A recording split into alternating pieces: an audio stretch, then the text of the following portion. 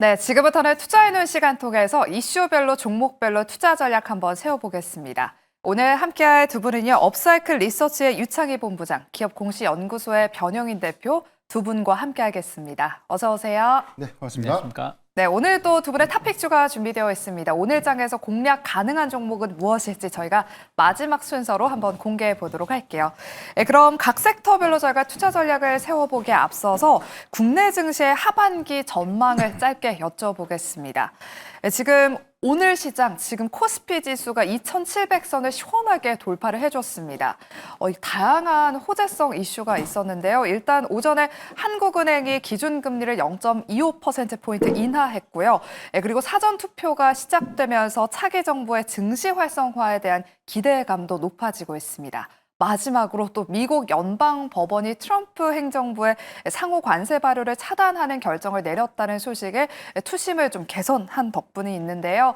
먼저 유창희 본부장님, 지금 여러 증권사에서는 올해 코스피 밴드를 3,000으로 제시한 곳도 있더라고요. 우리 유창희 본부장님의 생각은 어떠신지 너무 장밋빛 전망만 들려오고 있는 것 같아서 우리가 좀 체크해 봐야 될 만한 그런 변수나 리스크는 없는지 좀 궁금합니다.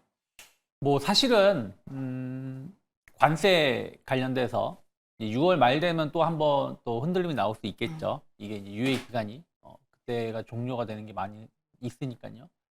근데 막상 그것 빼고는 우리가 걱정할 것이 있는가? 물론 이제 관세 우려감이 미국 경기에 어떤 영향을 미칠지, 이게 짧으면 3개월, 길면 한 6개월 정도에 반영이 되기 때문에 그때 어떤 영향을 미칠지에 대해서 걱정은 하고 있지만, 지금 당장 미국 경기가 무너진다라고 말하기엔 좀 힘들 거라 생각을 좀 하고 있고요. 또 주요 국가가 부양을 하고 있다는 거죠. 오늘 아침에 하느니 금리를 인하하자마자 증시가 한번 크게 올라왔다가 불과 또 30분 만에 올렸던 걸 다 뺐다가 지금 다시 올리면서 신고가 행진을 가는 것 중에 하나가, 이창용 하는 총재가 더 공격적으로 금리 인하하겠다라는 발언을 했다는 것이죠. 그러니까 그 얘기는 무슨 얘기냐면, 어쨌든 이제 다음 주 선거가 끝나고 나면 차기 정부의 첫 번째 과제는 경기일 겁니다. 경기를 어떻게 부양할 것인가 하는 부분들이고, 여기에 한국은행이 적극적으로 협조하겠다는 의지를 뉘앙스를 좀 보여줬다는 것이죠. 그런 것들 감안한다라면 저는 사실은 정말 빠르다라면 7월 전에 작년 고점 2,900이죠. 작년에 이제 7월달 고점이 2,896이거든요. 그 정도까지는 충분히 갈 수 있다 생각하고 있고, 그리고 분위기를 한번 탄다라면 3,000포인트는 사실은 한 7, 8월 중에도 충분히 갈 수 있는 위치다라고 생각을 좀 하고 있습니다. 우리 유창희 본부장님이 정말 긍정적인 코멘트를 해주셨습니다. 일단은 6월 말에 있을 관세 리스크는 어느 정도 염두에 둬야 되지만 시장을 크게 찍어 누를 만한 그런 모멘텀이 지금 없기 때문에 긍정적인 흐름 기대해보자라고 말씀을 해주셨습니다. 또 오늘 국내 증시가 이렇게 분위기가 좋은 데는 엔비디아의 호실적 발표도 지금 한몫하고 있는 것 같습니다. 중국 수출 규제 리스크에도 예상치를 상회하는 실적을 기록하면서 시간 외 거래에서도 강세를 보였는데요. 하지만 국내 반도체는 장 초반에 좀 반짝 상승을 했다가 현재는 윗꼬리가 달리거나 음봉 전환한 기업들이 많습니다. 변영희 대표님, 네. 수급 논리 때문인지 오늘 워낙 지주사나 금융주 쪽으로 다 수급이 쏠리다 보니까 이 수급 논리 때문에 그런 것인지, 아니면 아직까지도 업황을 조금 더 확인하려는 심리가 있는 것인지 궁금하거든요. 아직까지도 적극적으로 매수하기는 좀 부담스러운 시기인지 짚어주실게요. 일단 섹터별로의 어떤 수급 영향이 좀 가장 크다라고 좀 볼 수 있겠는데, 엔비디아의 실적 기조, 특히나 4분기에서 제시됐던 가이던스, 그리고 월가의 컨센서스 전망치보다 좀 크게 상회한 매출액을 좀 기록했고요. EPS가 컨센에 소폭 미달을 했지만 중국에 관련된 이 손실금을 반영시켰던 영향들, 이 부분을 좀 제거하고 봤을 때는 EPS도 시장의 추정치보다 좀 상향된 굉장히 실적 기조가 견조한 AI 섹터, AI 어떤 성장 기조가 4분기보다 이번 1분기에 대한 기대 요인들은 일단 실적으로 좀 증명이 좀 됐기 때문에 당분간 해당되는 AI 수요는 다시 한번 좀 확인될 수 있는 부분, 의심의 여지가 없다라고 좀 보는 게 명확하지 않을까라고 볼 수가 있겠고, 다만 대체적인 중국에 대한 수출 규제가 향후 장기적인 엔비디아의 성장성을 좀 저해시킬까, 이 요소에 대해서는 의견이 좀 다를 것 같아요. 일단 해당되는 중국 규제 리스크들은 저사양 AI 칩에 관련된 공급량들, 이 부분은 좀 제한적인 흐름에서 1분기 실적에 관련된 우려감으로 좀 영향을 좀 끼쳤지만, 실제 실적의 어떤 타격 또는 굉장히 좀 미미했다라고 좀 보는 게 명확할 것 같고요.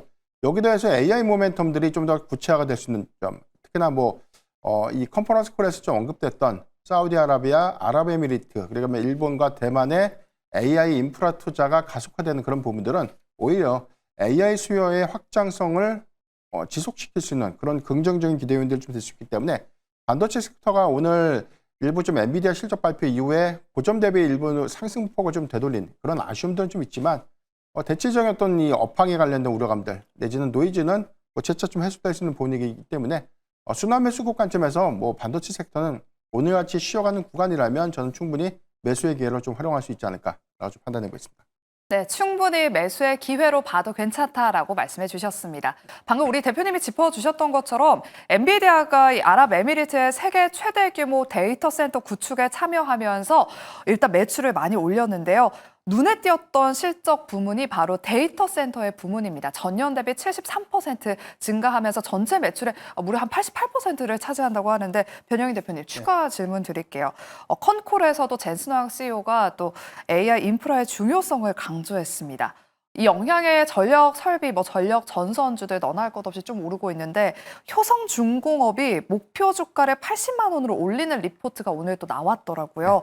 AI 인프라 수혜주로 전력 설비 쪽도 계속해서 봐야 될까요? 네. 지난 시간에도 제가 한번 언급드린 바가 있었는데 전력기기 안에서는 초고압 변압기에 관련된 성장성들이 단순하게 주가의 어떤 반영 가치를 좀 크게 가져갔기 때문에 부담의 요인이 아니라 오히려 여기서부터 계속될 수 있는 성장 효과를 주목해보자라고 좀 말씀드렸고 이 부분은 효성중공업이라든가 HD 현대일렉트릭의 증설 투자 효과 좀 맞물리면서 현재는 공급자 우위의 시장 형성이 좀 더 지속되고 있는 점, 미국의 노후 전력망에 관련된 교체 수요를 좀 논외로 하더라도 AI 인프라에 관련된 전력 수요는 전체적으로도 추정하기에는 한 2030년까지 165% 정도가 좀 증가될 수 있는 요인들이기 때문에 인프라 투자, 특히나 전력 인프라 투자는 늦출 수가 없는 부분들이기 때문에 빅테크 기업들을 중심으로 해서 전력 인프라의 투자는 재차 좀 가속화될 수 있지 않을까. 이런 연동 효과를 보면 전력기기 관련 종목들에 대한 이 낙수 효과들은 단순한 기대 요인들을 좀 떠나서 장기간 초호황기를 이어갈 수 있다고 좀 볼 수 있겠고 이런 부분들은 증설 투자 효과가 정말로 실적이 좀 반영되는 그런 구간, 특히나 올해 하반기 그리고 내년도 상반기부터 이어질 수 있는 실적의 어떤 기여 효과를 좀 더 주목해 보면 효성중공업이 증설 투자 효과에 관련된 기대감을 현재는 많이 좀 반영하고 있지만 HD 현대일렉트릭의 경우에도 사실상 외형 확장 관점에서 저는 여러 건 좀 충분하다라고 볼 수 있기 때문에 AI 인프라 투자 기조와 좀 맞물린 전력 설비 관련 종목들의 업황수에는 당분간 좀 이어지지 않을까라고 좀 판단하고 있습니다.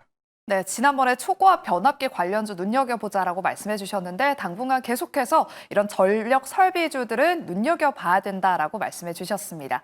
잘 참고하셔서 대응하시길 바라겠고요. 다음으로는 오늘 시장에서 가장 핫한 오늘 시장의 수급을 다 빨아들이고 있는 지주사 관련주에 대한 전략을 한번 세워보겠습니다.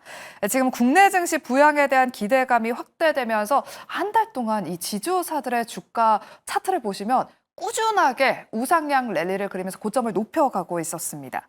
지금 밸류업 정책이 확대될 것이란 기대감 역시 모아지면서 저PBR 종목들도 함께 주목받고 있는데요.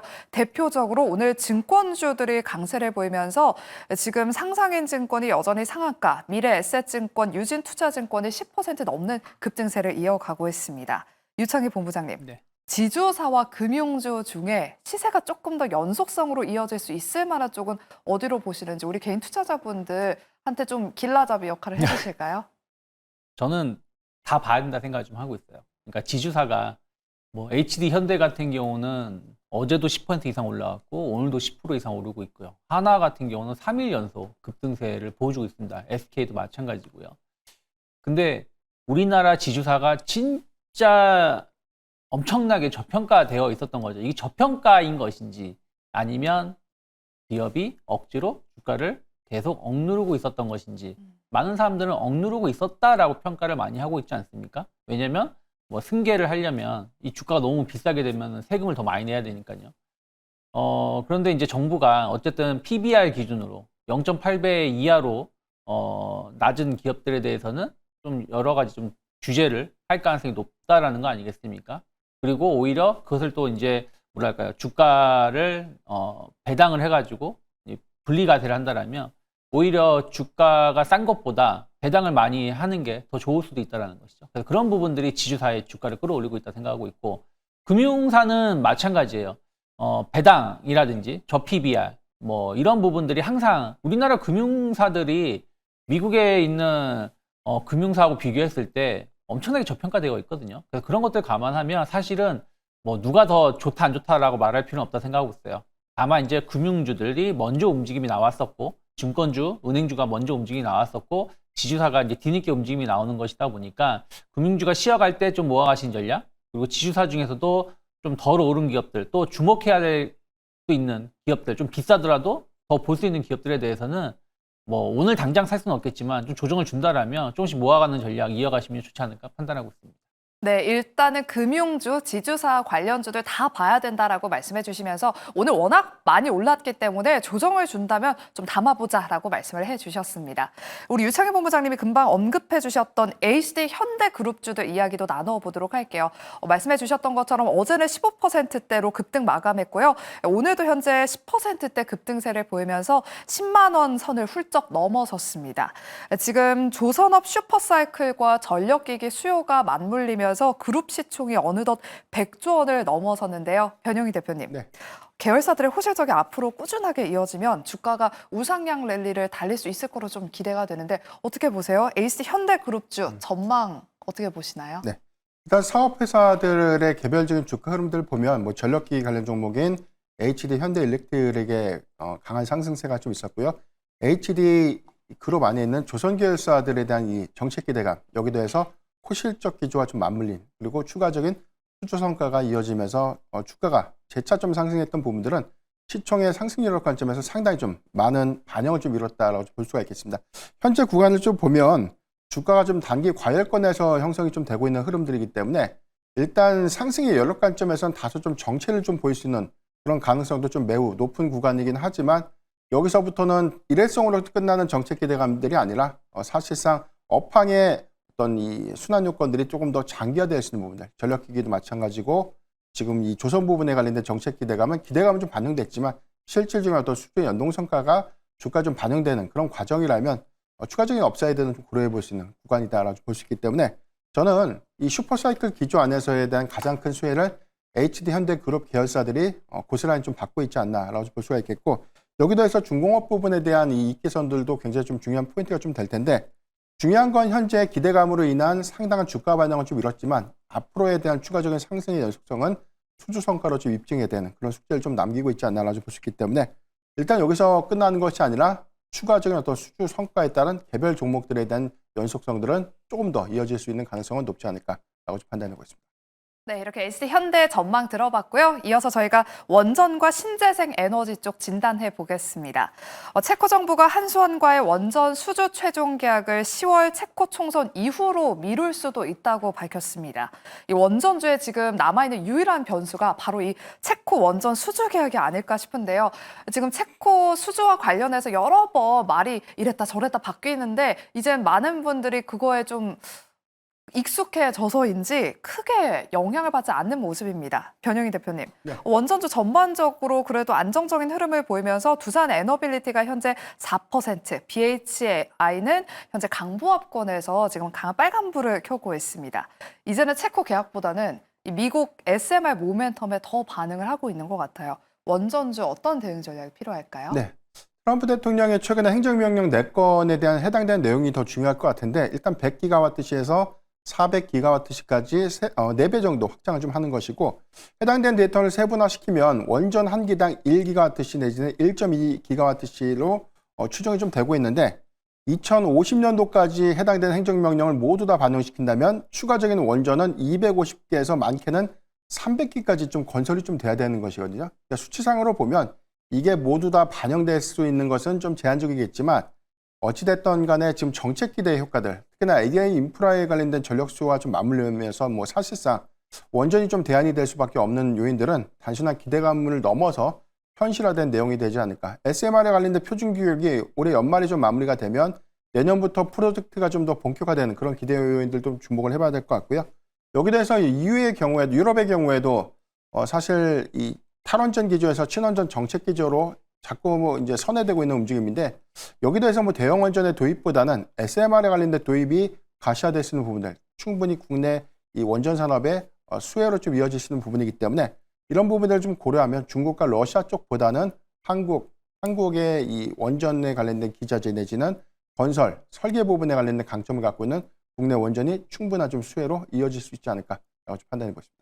네, 원전주는 또 저희가 어제 이 시간에 기회일까요? 라고 여쭤봤는데 어제가 또 기회였던 것 같습니다. 오늘도 원전주들 안정적인 흐름 보이고 있으니까요. 눈여겨보시기 바랍니다. 네, 그리고 다음으로 신재생 에너지 관련 종목들 정책 모멘텀으로 정말 뜨거웠었는데 지금 구간에서는 어떤 투자 전략이 필요한지 한번 여쭤보겠습니다. 어제 이재명 대선 후보가 기후 에너지부를 신설해서 기후 위기 대응에 나서겠다라는 공약을 내세우면서 시장에서 잠깐 주목을 받았는데요. 유창희 본부장님, 약간은 좀 지지부진한 흐름을 보이고 있습니다. 한창 핫할 때 태양광이 먼저 갔고 그다음 또 풍력이 이어받아서 시장을 거의 선도했었잖아요. 네. 대선 전으로 한 번 더 시세가 나와줄 수 있을지 지금 좀 보유하고 계신 분들 어떻게 좀 대응을 해봐야 될까요? 뭐 사실은 이제 최근 고점에서 조금 매수하신 분들은 조금 걱정이 있으시겠지만 길게 본다라면 결국엔 그 가격 이상은 저는 올라갈 거라 생각을 좀 하고 있어요. 다만 이제 그 전에 이제 정책, 대선을 앞둔 상황에서 기대감으로 올랐던 각도가 아니라 좀 완만한 상승으로 나올 가능성이 높다라는 거죠. 왜 그러냐면 이제 대선이 끝나고 나면 본격적으로 이제 정책이 준비를 해야 되는 것이고 또 이게 한 번에 막 모든 게 다 신재생 에너지로 투자가 되는 건 아니라는 것이죠. 그래서 약간 시간차는 존재할 수 있다고 생각하고 있어요. 우리가 두사 에너빌리티 같은 경우만 본다고 하더라도 지난달, 이번 달 엄청나게 오른 것 같지만 사실 작년 8월부터 보시면 꾸준하게 오르고 내리고 하다가 가속이 붙으면서 한 2달 동안 많이 오른 거거든요. 그래서 저는 신재생 에너지 관련된 종목군들도 길게 본다라면 상승과 하락을 반복할 거지만 고점과 저점을 계속 높여갈 가능성을 좀 대비하실 필요가 있지 않나 생각하고 있기 때문에 뭐 없으신 분들이라면 좀 조정이 나왔을 때 분할 매수 관점을 접근해 볼 수 있고 좀 고점에서 매수하셔서 좀 손실이 있으신 분들도 뭐 저점에서 추가 매수를 해서 평균 단가를 낮추는 전략을 가져간다라면 충분히 연말 정도쯤에는 지금보다는 조금 더 좋은 결과 기대할 수 있지 않을까 생각하고 있습니다. 네, 신재생 에너지 관련 종목들은 중장기적으로 우상향 흐름을 이어갈 수 있다라고 말씀을 해주셨습니다. 그럼 마지막으로는 코스피 지수가 워낙 오르고 있으니까 다음은 좀 코스닥 지수도 오르지 않을까 하는 그런 기대감을 안고 저희가 2차 전지와 제약 바이오 전략을 한번 여쭤보도록 할게요. 어제는 2차 전지 관련 종목들이 정말 강했는데 오늘은 아쉽게 일제히 하락하고 있습니다. 유창희 본부장님, 네. 저희가 어제 이 시간에 단기간에는 좀 트레이딩 유효하다 이런 투자 전략을 들어봤는데 오늘은 쉬고 있습니다. 추세 반등을 기대하기는 좀 어려운지 2차 전지주들은 어떻게 보세요? 뭐 그래도 오늘 좀 반등을 다시 좀 시도를 하고 있는 것 같아요. 에코프로 같은 경우는 다시 5%대 상승을 좀 보여주고 있고요. 이제 LFP 관련해 가지고 GM이 좀 생산 라인을 좀 전환시키고 있다 얘기가 나오면서 상승을 좀 했는데 GM이 LFP를 관련된 배터리 차량을 만든다고 해서 전기차가 엄청나게 판매될 것인가? 전 그건 아니라 생각을 좀 하고 있어요.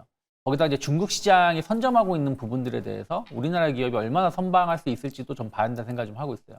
그래서 어저께는 이제 단순 기대감에 의해서 너무 많이 빠졌던 부분들에 기대감이 맞물리면서 좀 움직였다 생각하고 있고 오늘은 이제 미국에서 이게 어떻게 될지 모르겠지만 오늘 또 밤에 또 알 수 있겠죠. 법원이 이제 트럼프 관세 관련해서 이제 제동을 건 거 아니겠습니까?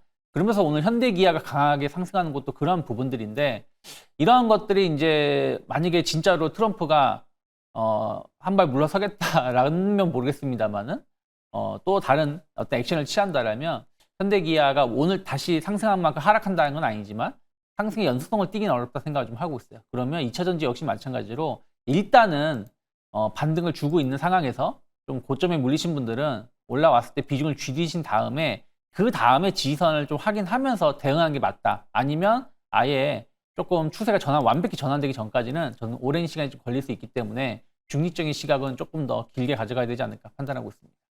네, 2차 전지 관련주에 대해서는 혹시나 좀 올라온다면 조금 비중을 줄여보자라고 중립적인 시각을 말씀해 주셨습니다.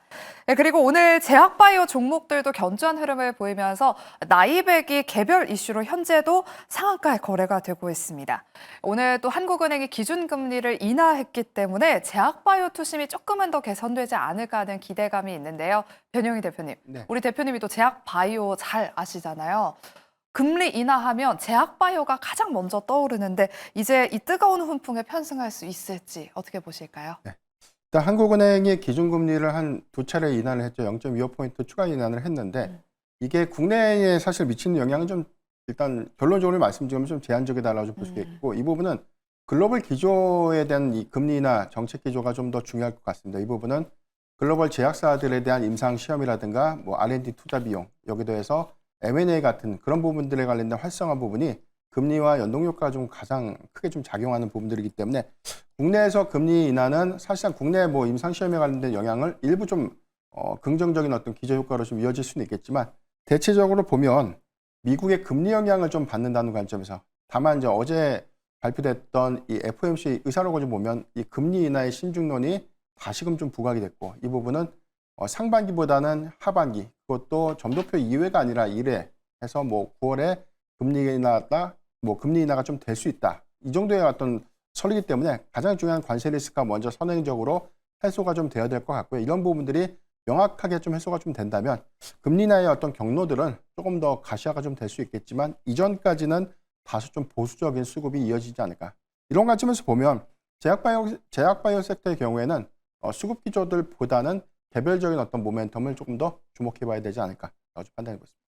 네, 아직까지는 제약 바이오 종목들 개별 모멘텀에 더 집중해 봐야 될 때다라고 말씀해 주셨습니다. 이렇게 제약 바이오 전망까지 여쭤봤고요. 그럼 마지막 순서로 두 분의 탑픽주를 한번 공개해 보도록 할게요. 정말 다양한 이슈들, 다양한 종목들 이야기 나눠봤는데요. 먼저 유창희 본부장님, 오늘 어떤 기업을 좀 가지고 오셨을까요? 네, 우진 가지고 나왔습니다. 원전 관련해서 사업을 하는 기업이라고 보시면 되겠고, 이 원전 핵심 계측기를 구사하는 데 성공을 했고, 국내 주요 원전에 거의 독점적으로 공급을 하고 있는 기업이라고 보시면 될 것 같아요. 그러면 이제 SMR 관련해서도 뉴스케일 파워하고 같이 기자재를 조금 협업해서 디자인하고 있는 부분들도 있기 때문에 뭐 미국이라든지 유럽에서 원전 시장이 커지면 커질수록 우진의 성장세도 계속 이어질 수 있다 생각을 좀 하고 있고요. 뭐 플랜트 산업이라든지 뭐 온도 센서 계측 관련돼서 어떤 수요는 꾸준히 늘어날 수 있는 것을 감안한다라면 최근에 한번 이제 움직임이 나왔다가 조정을 받고 오늘 다시 상승을 좀 하고 있기 때문에 지금 같은 분위기면 저는 11,000원 정도까지는 충분히 추가적인 상승 가능성 열어놔야 된다 생각하고 있고요. 8,000원만 크게 이탈하지 않는다라면 조금 조정이 나온다고 하더라도 분할 매수 관점으로 접근해 볼 수 있는 기업이 아닐까 판단하고 있습니다. 네, 오늘 유창희 본부장님은 원전주 안에서 우진을 탑픽주로 소개해 주셨습니다. 목표가 11,000원까지 한번 상승하길 기대해 보도록 할게요. 이어서 우리 변영희 대표님의 탑픽주도 바로 공개해 보겠습니다. 어떤 기업을 가지고 오셨을까요? 네, 저는 제약바이오 섹터 중에서 온코닉 테라피틱스를 가져왔는데요. 일단 뭐 지난달에 미국 FDA 희귀 의약품으로 좀 승인받았던 위암세포 제제 네수파립이 이번 주 아스코 2025에서 세부 데이터가 좀 공개가 될 예정인데 임상이 진행되고 있는 두 건에 대한 발표가 좀 예정되고 있기 때문에 이 부분에 관련된 임상 전략이라든가 향후의 어떤 성과 부분들을 좀 더 주목해 봐야 되지 않을까.